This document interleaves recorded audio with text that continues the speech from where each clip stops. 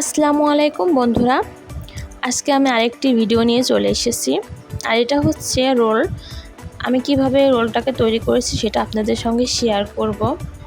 এটা খুব ইজি এবং খুব সুন্দর মজাদার একটি রোল রেসিপি। আপনাদের যদি ভালো লেগে থাকে তাহলে সাবস্ক্রাইব করে দেবেন। আসলে সাবস্ক্রাইব চাইতে আর মন চায় না। অনেকেই ভিডিও দেখেন কিন্তু সাবস্ক্রাইব করেন না।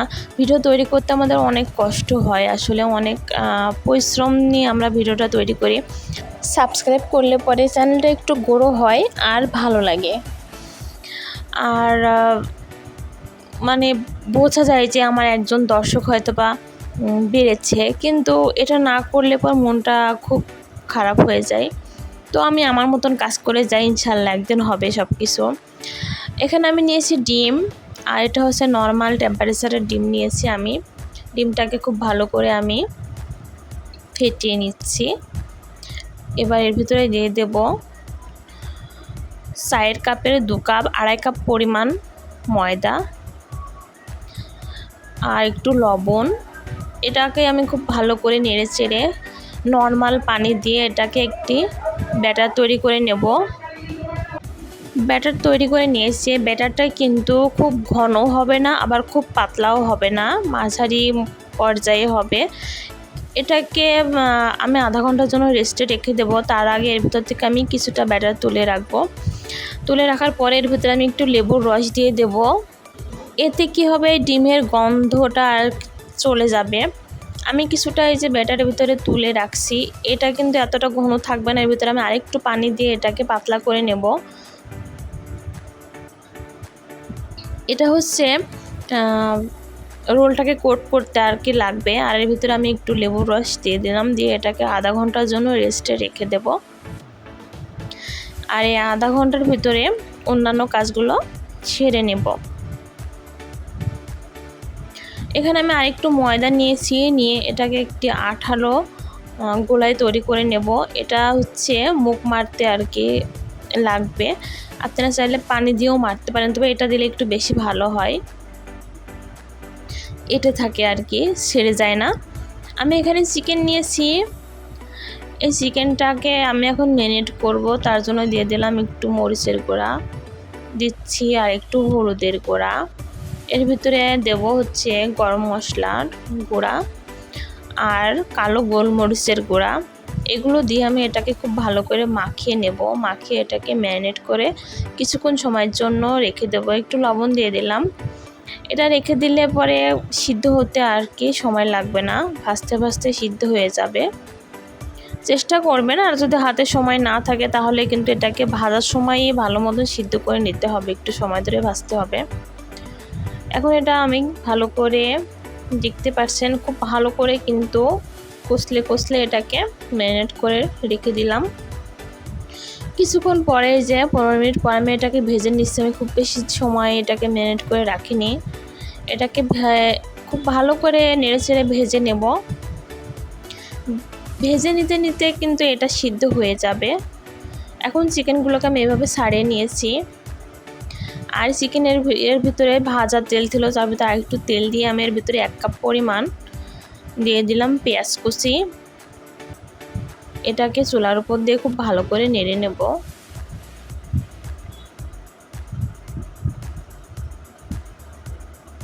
আর দিয়ে দিচ্ছি হচ্ছে কাঁচা মরিচ কুচি।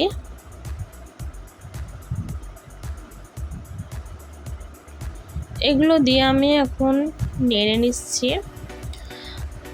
এর ভিতরে দেব হচ্ছে মশলা, কিছুটা মশলা অ্যাড করব, গুঁড়ো মশলা, সাধারণ মশলা যেটা আমরা বাসায় সবসময় থাকে আমাদের ইউজ করে থাকি আমরা। এখানে হলুদের গুঁড়া, মরিচের গুঁড়া, ধনিয়া গুঁড়া আর একটু গরম মশলার গুঁড়া দিয়ে দিলাম। এখন দেব এর ভিতরে সস, আমি টমেটো সস দিলাম একটু, আর দেব হচ্ছে সয়া সস।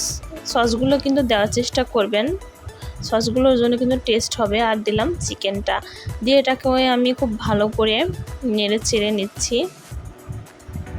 আর একটু লবণ দিয়ে দিলাম। এরপরে প্রায় হয়ে এসেছে, আমি এটাকে নামিয়ে নেব। এখন আমি হচ্ছে চুলার উপরে ফ্রাই প্যান দিচ্ছি, আর এর ভিতরে একটু তেল ব্রাশ করে দিলাম।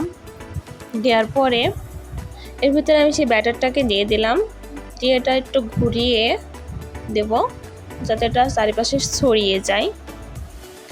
তারপরে এটা একটু হয়ে আসলে উল্টাই দিব, এই যে উল্টাই দিয়েছি, দিয়ে এটাকে আমি ভালো করে সেঁকে নেব। পাতলা রুটি আকারে এগুলোকে তৈরি করে নিতে হবে। আমি সবগুলোকে এভাবেই তৈরি করে নিচ্ছি। হয়ে গেছে। এখন রোল বানানোর পালা। আমি এখানে এই যে গোলানো ময়দাটা নিয়েছি, আর এখানে নিয়েছি হচ্ছে একটা রুটি। আমি এখন বানিয়ে দেখাবো, আপনারা ভালো করে দেখেন। রুটির চারিপাশে কিন্তু আমি ময়দাটাকে দিয়ে দিচ্ছি, গোলানো ময়দাটাকে। এতে কি এটা খুব টাইটভাবে লেগে যাবে ভাঁজ করার সময়। এখন এর ভিতরে দিয়ে দেব হচ্ছে পুরোটাকে আমি দিয়ে দিচ্ছি। আপনারা একটু মানে দেখলে ভালো মতো বুঝতে পারবেন। আবার ফের আমি একটু গোলানো ময়দা দিয়ে দিচ্ছি। প্রতিটা ভাজে ভাজে কিন্তু এই ময়দাটাকে, গোলানো ময়দাটাকে দিয়ে দিতে হবে। তারপরে এই যে ভাজটাকে এভাবে তুলে আমি এভাবে ভাজ করে নিচ্ছি। এভাবে আমি সমস্ত রোলগুলোকে তৈরি করে নেব। দেখতে পাচ্ছেন, এই যে আমি একটু দেখিয়ে দিই। এই যে আমি এখন এখানে টোস্ট বিস্কিটের গুঁড়া নিয়ে নিচ্ছি। আপনারা চাইলে পরে এর ভিতরে ব্রেডক্রামও নিতে পারেন। আমি ব্রেডক্রাম নাই যেহেতু আমি টোস্টের গুঁড়াটাই নিয়ে নিচ্ছি।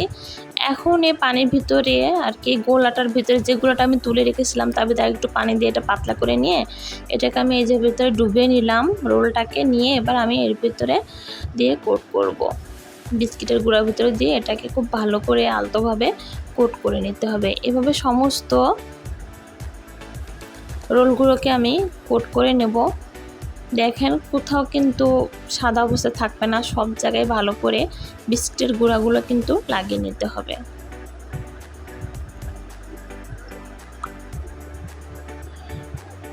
আমি আর একটা কোট করে দেখাচ্ছি। এই যে দেখেন আমি কিন্তু সব জায়গায় দিচ্ছি। এই যে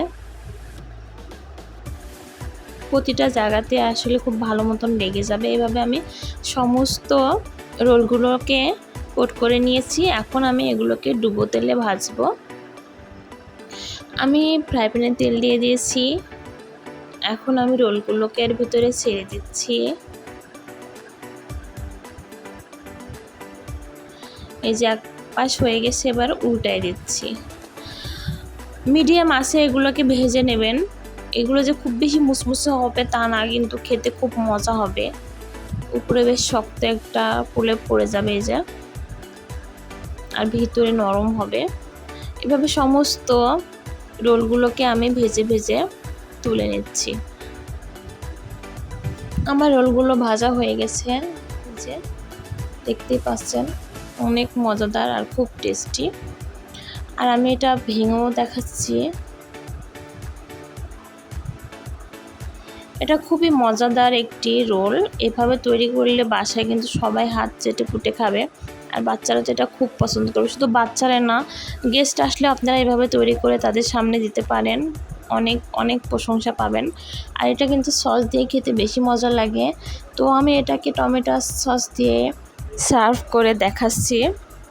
যে আমি এর উপরে টমেটো সস একটু দিয়ে দিয়েছি, আর এটা আমার বাচ্চাদেরকে আমি দেব, ওরা খেতে খুব পছন্দ করে টমেটো সস দিয়ে। আসসালামু আলাইকুম, সবাই ভালো থাকবেন এবং আমার ভিডিওগুলো দেখবেন আর সাবস্ক্রাইব করে পাশে থাকবেন।